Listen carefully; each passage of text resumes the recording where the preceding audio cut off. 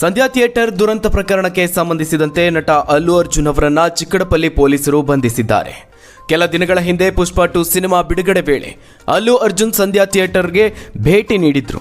ಈ ವೇಳೆ ನಡೆದಂತಹ ಕಾಲ್ತುಳಿತದಲ್ಲಿ ಒಬ್ಬ ಮಹಿಳೆ ನಿಧನ ಹೊಂದಿದ್ರು. ಇನ್ನು ಅವರ ಪುತ್ರ ತೀವ್ರವಾಗಿ ಗಾಯಗೊಂಡಿದ್ರು. ಈ ಒಂದು ಘಟನೆ ಕುರಿತಂತೆ ನಟ ಅಲ್ಲು ಅರ್ಜುನ್ ಹಾಗೆ ಇನ್ನು ಇತರರ ವಿರುದ್ಧವಾಗಿ ದೂರು ದಾಖಲಾಗಿತ್ತು. ಇದೀಗ ನಟ ಅಲ್ಲು ಅರ್ಜುನ್ ಹಾಗೆ ಅವರ ಬಾಡಿಗಾರ್ಡ್ ಇನ್ನಿತರರನ್ನ ಪೊಲೀಸರು ವಶಕ್ಕೆ ಪಡೆದಿದ್ದಾರೆ. ಡಿಸೆಂಬರ್ 4ರಂದು ಈ ಒಂದು ಘಟನೆ ನಡೆದಿತ್ತು. ಪ್ರಕರಣ ಕುರಿತು ಈ ಮೊದಲೇ ಹೈದರಾಬಾದ್ ಚಿಕ್ಕಡಪಲ್ಲಿ ಪೊಲೀಸರು ನೋಟಿಸ್ ಅನ್ನು ನೀಡಿದ್ರು. ಆದರೆ ನೋಟಿಸ್ಗೆ ಅಲ್ಲು ಅರ್ಜುನ್ ಉತ್ತರವನ್ನ ನೀಡಿರಲಿಲ್ಲ ಎನ್ನಲಾಗಿದೆ.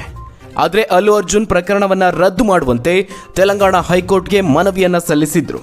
ಆದರೆ ಅರ್ಜಿಯ ವಿಚಾರಣೆ ಇನ್ನೂ ನಡೆದಿಲ್ಲ. ಇದೀಗ ಅಲ್ಲು ಅರ್ಜುನ್ ಅವರ ಮನೆಗೆ ಹೋಗಿ ಅವರ ಬೆಡ್ರೂಮ್ ಬಳಿಗೆ ಹೋಗಿ ನಟನನ್ನ ಬಂಧಿಸಿ ಕರೆತರಲಾಗಿದೆ. ಇನ್ನು ಅಲ್ಲು ಅರ್ಜುನ್ ಪೊಲೀಸ್ ಜೀಪ್ ಹತ್ತುವ ಮುಂಚೆ ಪೊಲೀಸರು ತಮ್ಮನ್ನ ಬಂಧಿಸಿದ ವಿಧಾನದ ಬಗ್ಗೆ ಅಸಮಾಧಾನವನ್ನ ವ್ಯಕ್ತಪಡಿಸಿದ್ದಾರೆ. ಇನ್ನು ನಟ ಪೊಲೀಸ್ ಜೀಪ್ ಹತ್ತುವ ವೇಳೆ ಅವರ ತಂದೆ ಅಲ್ಲು ಅರವಿಂದ್ ಸಹ ಪೊಲೀಸ್ ಜೀಪ್ ಹತ್ತಿದ್ದರು.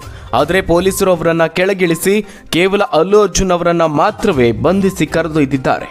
ಸದ್ಯ ನಟನನ್ನ ಬಂಧಿಸಿರುವ ಪೊಲೀಸರು ವೈದ್ಯಕೀಯ ಪರೀಕ್ಷೆಗಾಗಿ ಗಾಂಧಿ ಆಸ್ಪತ್ರೆಗೆ ಕರೆತಂದಿದ್ದಾರೆ. ವೈದ್ಯಕೀಯ ಪರೀಕ್ಷೆ ಬಳಿಕ ಕೋರ್ಟ್ಗೆ ಹಾಜರುಪಡಿಸಲಿದ್ದಾರೆ.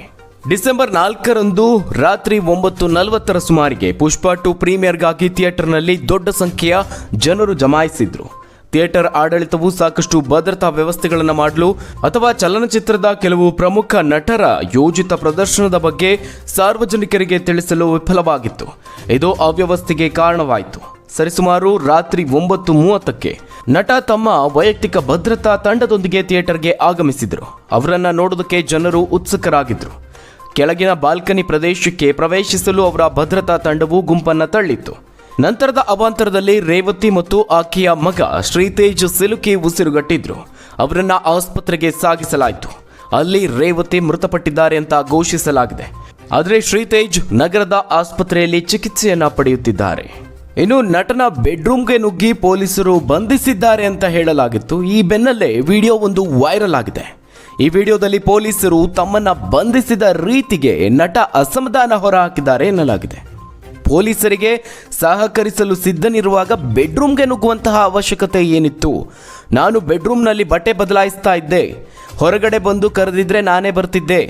ನೀವು ಬಂದಿದ್ದು ಕರ್ಕೊಂಡು ಹೋಗಿದ್ದು ತಪ್ಪಲ್ಲ, ಆದರೆ ಬೆಡ್ರೂಮ್ ಹತ್ರ ಬಂದಿರೋದು ತಪ್ಪು. This is too much. ಇದು ಒಳ್ಳೆಯದಲ್ಲ ಸರ್ ಅಂತ ಅಸಮಾಧಾನವನ್ನು ಹೊರಹಾಕಿದ್ದಾರೆ ಎನ್ನಲಾಗಿದೆ. ಅಲ್ಲದೆ ನಟ ಕಾಫಿ ಕುಡಿದ ಬಳಿಕ ಚಿಕ್ಕಡಪಲ್ಲಿ ಪೊಲೀಸರು ತಮ್ಮ ಕಾರಿನಲ್ಲಿ ನಟನನ್ನ ಕರೆದೊಯ್ದದ್ದನ್ನು ವಿಡಿಯೋದಲ್ಲಿ ತೋರಿಸಲಾಗಿದೆ.